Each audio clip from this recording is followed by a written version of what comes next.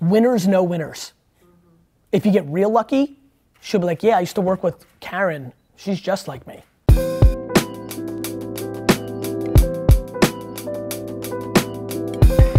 So reaching this stage, you know, there was a lot that happened the last 8 years. Two things I realized that, you know, making money is, it became, you can't really see it or count it or anything, so it became like chips. Yeah, a game. It's a game. It's a game.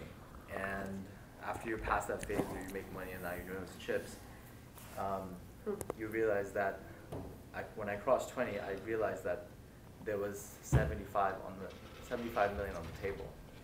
And it kills me that I'm leaving that on the table. Like, I don't look at 20 as an achievement. I look at the 55 on the horizon that I'm not getting. Okay. But from why is it that arbitrary number? Or is that just a context for ambition?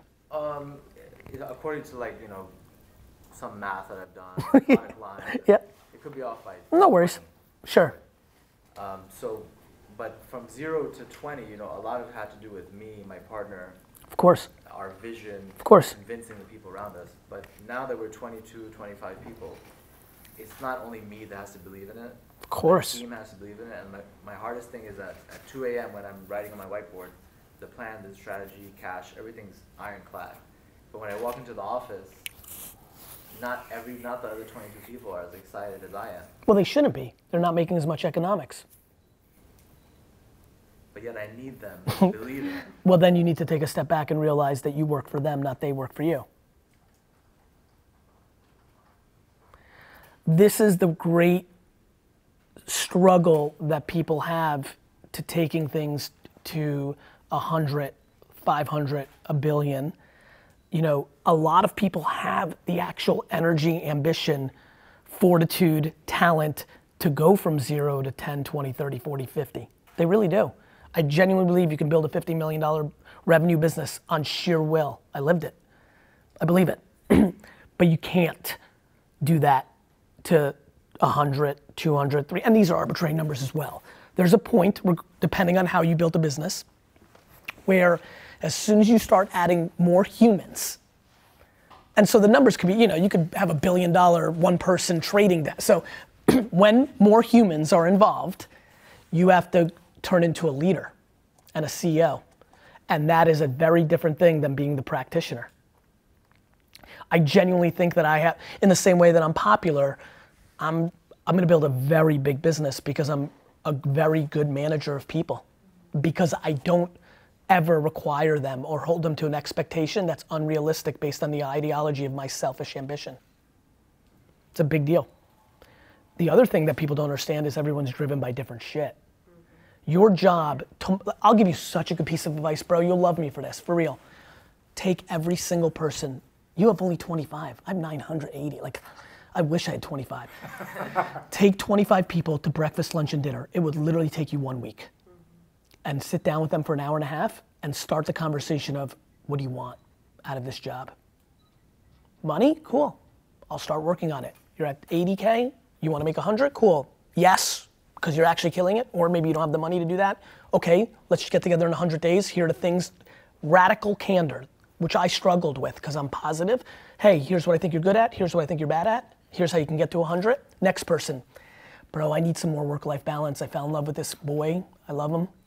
And I'm working 15 hours a day. I just need a half a day on Friday. And you're working to 2 o'clock and I don't want you to think I don't give a fuck. Cool, you got that, Sally. Next. You will shit what will happen if you listen for an hour and a half. You want to talk about people being fired up? They'll get fired up real quick. One more thing to add. Yeah. Thank you, amazing. It will work, by the way. Yeah, I could definitely. You can already feel it, right? Yeah. Dude, We're disconnected. You're disconnected because you're on your mission. Yeah, I'm making big moves. That's right. In my head, but they're disconnected. Yeah, and then you're also doing the thing that every winner does, which is like, but you're gonna get the benefit of that. You can't give on your terms. Yes, exactly. I understand what you're saying. Yeah, 100%. So what I wanted to add to that was, did you find a place in your business where you were very specific about the type of people you hired around you? Like, to Yes. like a counsel. Yes. Like I have a manager who's a killer. She's a star. Me and her like gel. But if I had like 3 or 4 of those, I recently I dream about that. Well, that's very easy.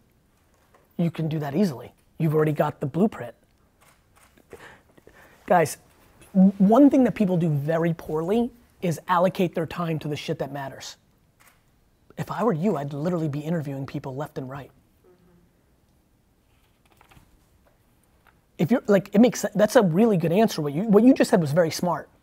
The fact, first of all, the first thing I would do after, as good as the last thing I told you, better than that, better than that. I mean it, better than that. I would sit down with her and be like, do you know anybody like you?